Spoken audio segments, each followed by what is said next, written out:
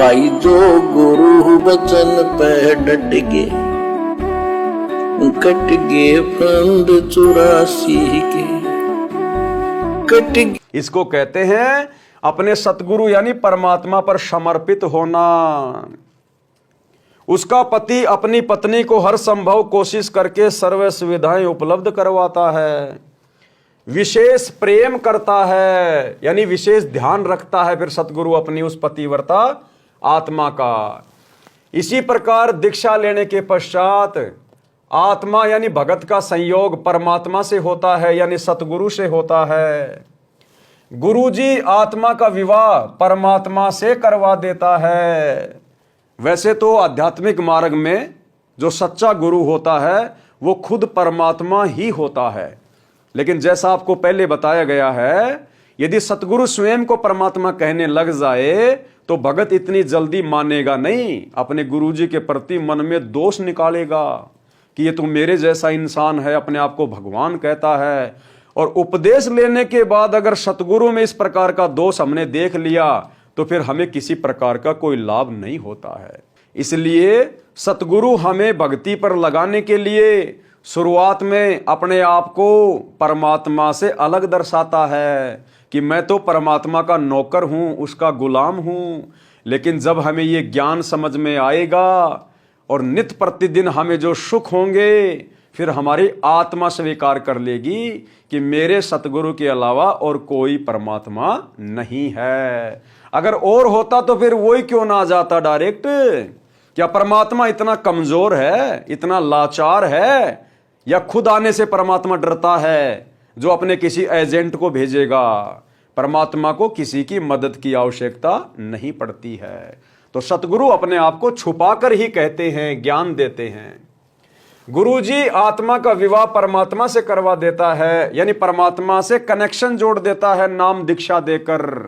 जैसे एक लाइनमैन होता है, लाइनमैन वो आपके घर में लाइट का कनेक्शन ट्रांसफार्मर से जोड़ देता है और फिर आपके घर में लाइट आनी शुरू हो जाती है। आपके पंखे भी चलते हैं, लाइट भी जलती है, मिक्सी भी चलती है, आप जी आटा भी पीस लेते हैं। क्यों? क्योंकि लाइनमैन ने आपके घर का कनेक्शन ट्रांसफार्मर से जोड़ दिया है। इसी प्रकार सतगुरु आपका भक्ति रूपी कनेक्शन परमात्मा से जोड़ देता है, जिस कारण से सर्व सुविधा फिर आपको प्राप्त होना शुरू हो जाती है। यदि वह मानव शरीरधारी आत्मा यानी भगत अपने पति परमेश्वर के प्रति यानी सतगुरु के प्रति पतिव्रता की तरह समर्पित रहती है, यानी पूर्ण परमात्मा के अतिरिक्त अन्य किसी देवी देवता से मनोकामना की पूर्ति नहीं चाहती है, सतगुरु से उपदेश लेने के बाद यदि अन्य किसी भी देवी देवता से कोई इच्छा, कोई डिमांड नहीं करती है, किसी के दबाव देने से, किसी के डराने से, धमकाने से, किसी भी मंदिर में, मस्जिद में, तीर्थ धाम पर पूजा पाठ के लिए नहीं जाती है, तो ऐसी आत्मा के लिए फिर परमात्मा क्या करता है? यानी पूर्ण परमात्मा के अतिरिक्त अन्य किसी देवी देवता से मनोकामना की पूर्ति नहीं चाहती है, तो उसका पति परमेश्वर उसके जीवन मार्ग में बाधक सब पाप कर्मों के कांटों को बुहार देता है, यानी साफ कर देता है। उस प्यारी आत्मा के जीवन में जितने भी कष्ट हैं, संकट हैं, परेशानियां हैं, जो आगे आने वाली हैं, जो वर्तमान में आ रही हैं, जिसके कारण वो दुखी है, सच्चा सतगुरु उसके पास पावर होती है, शब्द शक्ति होती है। सतगुरु जो चावे सो कर ही 14 कोटि दूत यम डर ही, ऊत भूत जम त्रास निवारे, चित्रगुप्त के कागज फाड़े। यानी उस भगत आत्मा के भाग्य में यदि संकट है, परेशानी है, तो परमात्मा चित्रगुप्त के कागजों को फाड़ देता है जहां पर उस भगत का भाग्य लिखा होता है, और नए सिरे से अपने भगत का भाग्य लिख देता है, दुखों को सुखों में परिवर्तित कर देता है। इतना सक्षम होता है सच्चा सतगुरु। उस आत्मा की जीने की राह सुगम व बाधा रहित हो जाती है, यानी उस भगत के सारे झंझट समाप्त हो जाते हैं, उसको मंजिल सरलता से मिल जाती है, यानी उसको जीने की राह मिल जाती है, एक उम्मीद मिल जाती है।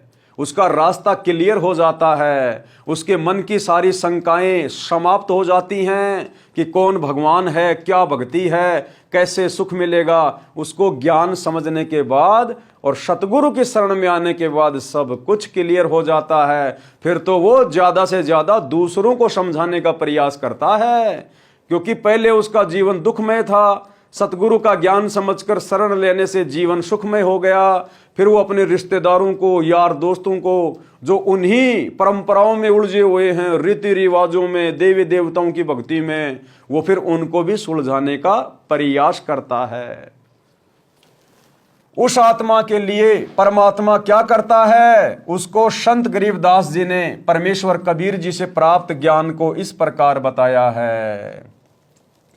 गरीब पतिव्रता जमीन पर ज्यों ज्यों धर है पांव, समर्थ झाड़ू देत है ना कांटा लग जाओ।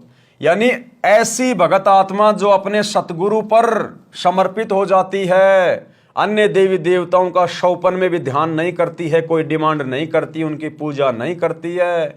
और वो आत्मा, वो भगत स्त्री या पुरुष जब अपने जीवन रूपी सफर में अपने पांव रखता है, यानी वो आगे बढ़ता है, तो समर्थ यानी सतगुरुदेव भगवान अपने उस भगत के उस सफर में झाड़ू देता हुआ चलता है। उसके जीवन की बाधाओं को आगे आगे साफ करता हुआ, टालता हुआ चलता है कि कहीं मेरी प्यारी आत्मा के पैर में, यानी इसके भाग्य में, इसके जीवन में कोई कांटा ना लग जाए, कोई संकट ना आ जाए। कहते हैं संत शरण में आने से आई टले बला, और जय मस्तिष्क में सूली हो, यानी फांसी लगनी हो, वो कांटे में टल जा। अगर सच्चे सतगुरु के भगत के भाग्य में अगर मौत लिखी हुई है, तो सतगुरु उस आत्मा को भक्ति करवाने के लिए, जीवित रखने के लिए मात्र उसकी उंगली को काट के छोड़ देगा। यानी जहां उसकी एक्सीडेंट में मौत होनी थी, केवल उंगली के चोट लग के रह जाएगी। और उस भगत को भी इस बात का परमात्मा आभास करवा देगा कि आज अगर तेरी जान बची है इस भयंकर दुर्घटना से, बीमारी से, केवल मेरे सतगुरु की कृपा से बची है। और उसका विश्वास भक्ति में और अधिक। जो गुरु बचन पे डट के, कट गे फंद 84 के, कट गे फंद 84 के, कट गे फंद 84 के।